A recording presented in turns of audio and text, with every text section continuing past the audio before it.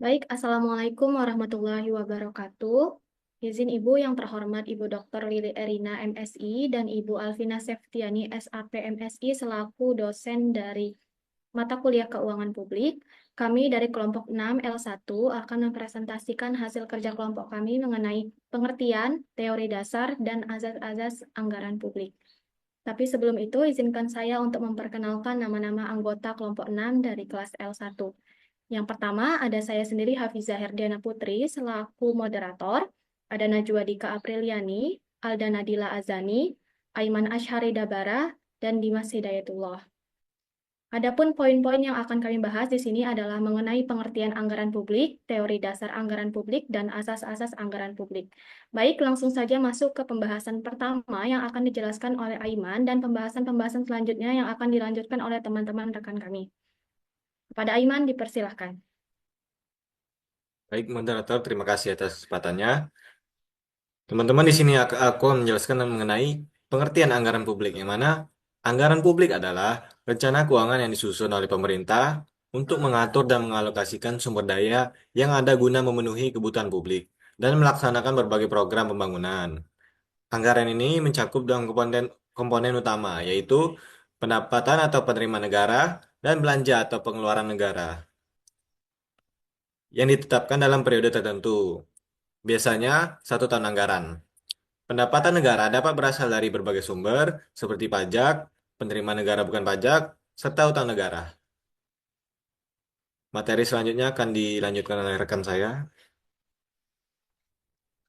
Baik, materi selanjutnya itu teori dasar anggaran publik. Pertama, teori ekonomi publik. Teori pilihan publik. Teori ini menekankan pada perilaku individu dan kelompok dalam proses pengambilan keputusan politik, termasuk dalam penyusunan anggaran. Asumsi dasar teori ini adalah bahwa individu dan kelompok akan berusaha memaksimalkan keuntungan pribadi mereka. Teori kegagalan pasar. Teori ini menjelaskan mengapa pasar tidak selalu mampu mengalokasikan sumber daya secara efisien. Pemerintah melalui anggaran publik berperan untuk mengatasi kegagalan pasar ini, seperti eksternalitas, informasi asentris, dan monopoli.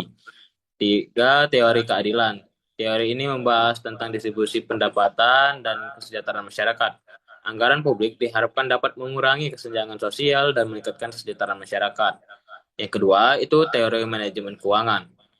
Pertama, anggaran berbasis kinerja, performance-based budgeting. Teori ini menekankan pada hubungan antara anggaran dengan kinerja organisasi agar disusun berdasarkan target kinerja yang diinginkan dan dicapai. Terus, anggaran zero-based budgeting atau ZBB. Teori ini mengharuskan setiap kegiatan atau program dijustifikasi anggarannya dari nol setiap tahun. Tujuannya adalah untuk menghindari alokasi anggaran yang rutin dan tidak efektif. Selanjutnya, program budgeting. Teori ini mengorganisasikan anggaran berdasarkan program atau kegiatan tertentu sehingga memudahkan evaluasi kinerja program. Baik, sekian terima kasih. Selanjutnya akan dilanjutkan oleh partner saya. Baik, terima kasih Dimas. Selanjutnya saya akan meneruskan. Yang ketiga yaitu teori akuntansi. Teori ini mengatur bagaimana transaksi keuangan pemerintah dicatat dan dilaporkan. Prinsip akuntansi sektor publik berbeda dengan akuntansi perusahaan swasta karena adanya tujuan publik yang lebih luas. Yang keempat yaitu teori politik. Siklus politik menjelaskan bahwa anggaran publik seringkali dipengaruhi oleh siklus politik seperti menjelang pemilihan umum. Baik, selanjutnya akan dilanjutkan oleh rekan saya, Ana Juadika. Baik, di sini saya akan melanjutkan materi mengenai asas-asas anggaran publik secara umum. Asas-asas anggaran ini terdiri dari yang pertama, yaitu asas demokrasi, yang dimana asas demokrasi ini terdiri dari 2 poin, yaitu yang pertama, keterbukaan, di mana proses penyusunan, pembahasan, dan pelaksanaan anggaran harus dilakukan secara terbuka, melibatkan partisipasi masyarakat. Dan pada poin yang kedua yaitu keterwakilan, di mana anggaran harus mencerminkan kepentingan seluruh lapisan masyarakat. Yang kedua ada asas keuangan, di mana asas keuangan ini terdiri dari 4 poin. Yang pertama yaitu kesatuan, di mana semua penerimaan dan pengeluaran negara harus dicantumkan dalam satu anggaran. Dan pada poin yang kedua yaitu universalitas, di mana semua penerimaan dan pengeluaran negara harus dicantumkan dalam anggaran, tidak ada yang disembunyikan. Pada poin yang ketiga yaitu ada spesifik, di mana anggaran harus disusun secara rinci dan spesifik untuk setiap jenis penerimaan dan pengeluaran. Yang keempat ada tahun anggaran, yang dimana anggaran berlaku untuk 1 tahun anggaran. Dan pada poin yang kelima yaitu ada keseimbangan, yang dimana secara umum pendapatan negara harus seimbang dengan belanja negara. Ada asas yang ketiga, yaitu asas manajemen yang terdiri dari 3 poin. Yang pertama, efisiensi, yang dimana penggunaan anggaran harus meminimalkan pemborosan dan memaksimalkan hasil. Pada poin yang kedua, yaitu efektivitas, di mana anggaran harus diarahkan untuk mencapai tujuan yang telah ditetapkan. Dan pada poin yang ketiga, yaitu ekonomis, yang dimana penggunaan anggaran harus mempertimbangkan aspek biaya dan manfaat. Dan yang terakhir yaitu ada asas hukum, di mana asas hukum terdiri dari 2 poin, yaitu yang pertama legalitas, di mana semua kegiatan anggaran harus sesuai dengan peraturan perundang-undangan yang berlaku. Dan yang poin kedua yaitu kepastian hukum, di mana peraturan perundang-undangan tentang anggaran harus jelas dan tidak menimbulkan multitafsir. Nah, penjelasan berikutnya akan dilanjutkan oleh rekan saya.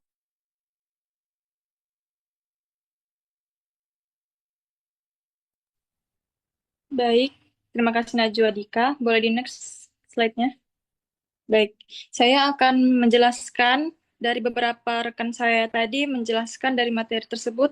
Kelompok kami berpendapat bahwa masyarakat memiliki peran yang sangat penting dalam pengawasan anggaran publik. Dengan memahami teori-teori dan asas-asas anggaran, masyarakat dapat secara aktif terlibat dalam mengawasi penggunaan anggaran negara. Partisipasi masyarakat dapat dilakukan melalui berbagai cara, seperti mengikuti diskusi publik, mengajukan pertanyaan kepada pihak terkait, dan menggunakan media sosial untuk menyebarkan informasi. Baik, selanjutnya saya akan kembalikan ke moderator. Baik, terima kasih rekan-rekan saya.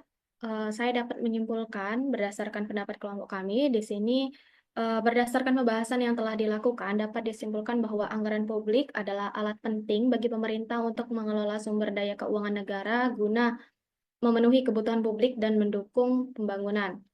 Penyusunannya didasarkan pada prinsip transparansi, akuntabilitas, dan partisipasi masyarakat. Teori dasar yang mendasari penyusunan anggaran mencakup ekonomi publik, manajemen keuangan, akuntansi sektor publik, dan politik.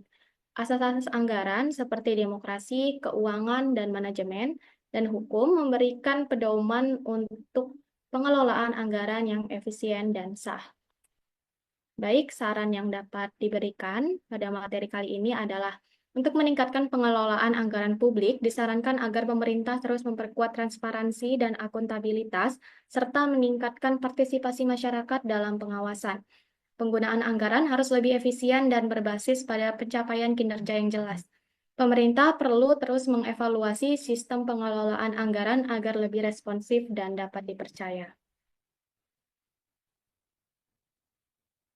Baik, itu saja yang dapat kelompok kami sampaikan. Untuk pertanyaannya, kami membuka sesi tanya-jawab. Kepada kelompok-kelompok yang ingin bertanya, dipersilahkan.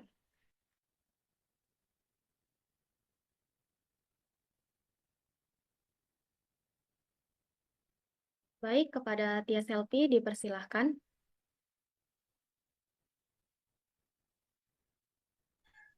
Baik, terima kasih moderator. Saya ingin bertanya. Tadi kan disebutkan mengenai Zero Based Budgeting atau ZBB. Nah, pertanyaannya, bagaimana sih dampak penerapan Zero Based Budgeting atau ZBB ini terhadap fleksibilitas anggaran pemerintah dalam menghadapi krisis ekonomi di Indonesia? Terima kasih. Baik, terima kasih Tia Selvi. Untuk selanjutnya, pertanyaan dari Reisa Naila. Kepada Reisa, dipersilahkan. Terima kasih Hafiza.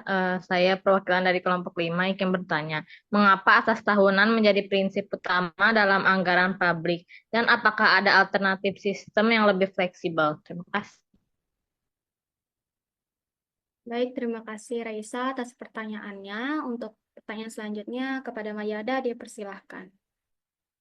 Baiklah, terima kasih moderator. Saya dari perwakilan kelompok. Lebih dan kurangnya kami mohon maaf. Pada Allah kami mohon ampun.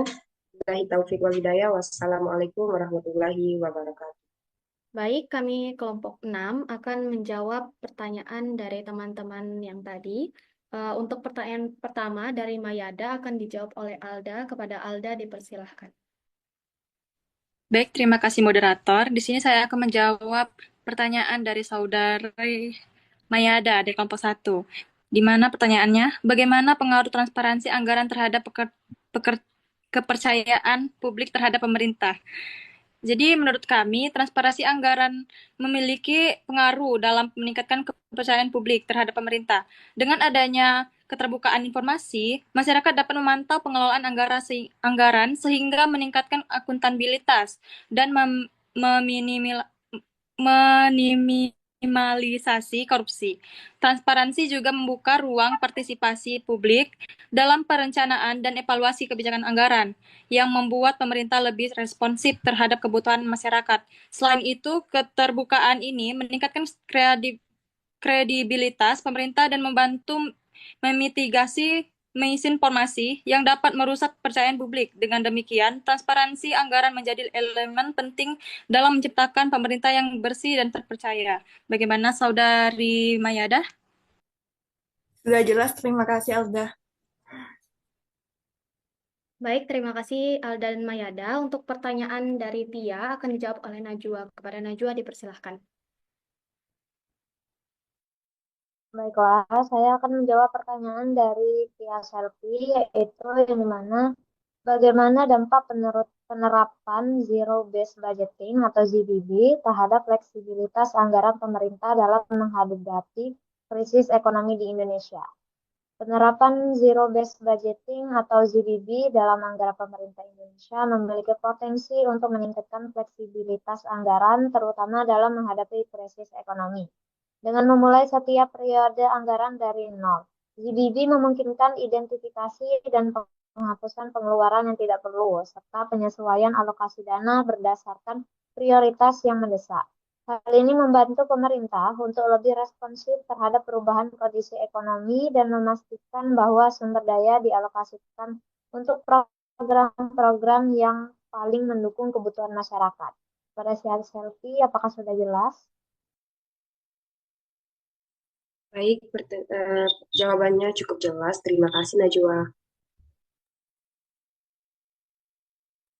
Baik, terima kasih Tia dan Najwa. Untuk pertanyaan dari Alif akan dijawab oleh Dimas. Kepada Dimas, dipersilahkan. Baik, di sini saya akan menjawab dari pertanyaan Alif, yaitu jika asas anggaran publik dibuat untuk kepentingan rakyat, kenapa masih terjadi ketimpangan alokasi dana antar sektor atau daerah? Ada dua jawaban. Pertama, faktor proporsional dan kedua adalah faktor politik. Pertama, faktor proporsional artinya anggaran akan dilebihkan kepada daerah-daerah yang lebih membutuhkan, seperti daerah-daerah Papua, di mana anggarannya itu bisa sampai 8 triliun rupiah, sedangkan anggaran-anggaran di daerah lain seperti Sumatera dan lain-lain itu hanya 4 ataupun 3 triliun. Itu karena faktor lingkungan Papua itu masih sangat terpurukkan, jadi membutuhkan anggaran lebih. Kedua, itu terkait faktor politik. Ketika tergantung keadaan situasi, maka faktor politik ini menjadi juga penentu. Seperti para daerah-daerah yang lebih kecil, ketika salah satu kubu tidak sesuai dengan pihak atasan, maka akan kemungkinan permainan anggaran politik, karena ini adalah faktor ketersinggungan ataupun faktor-faktor yang bisa dibilang balas dendam terkait isu politik. Mungkin itu saja jawaban dari saya. Pada Alif, apakah sudah puas? Sangat puas, terima kasih. Baik, terima kasih Alif Taftazani. Baik, terima kasih Alif dan Dimas. Untuk pertanyaan selanjutnya yang dilakukan oleh Alif akan dijawab oleh Aiman. Kepada Aiman, persilahkan. Oke, di sini saya akan menjawab dari pertanyaannya si Kalisa Faradila, yang mana pertanyaannya adalah Menurut pendapat kelompok kalian, bagaimana sih cara pemerintah itu memastikan bahwa anggaran publik itu sudah dikelola secara efisien dan efektif? Nah, c- pertama, pemerintah itu harus memastikan anggaran publik itu dikelola secara efisien dan efektif melalui perencanaan berbasis kinerja, pengawasan ketat, serta transparansi. Perencanaannya dilakukan dengan pendekatan performance-based budgeting dan melibatkan masyarakat melalui pengawasan dilakukan oleh BPK, KPK, serta inspektorat internal.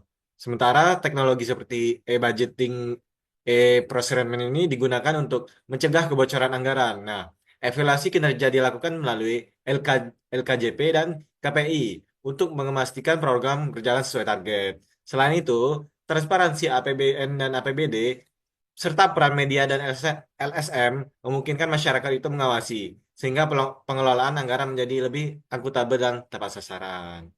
Mungkin itu saja yang dapat saya jawab. Apakah pertanyaannya sudah dijawab dengan baik? Ya, sudah dengan baik. Terima kasih, Aiman. Terima kasih juga.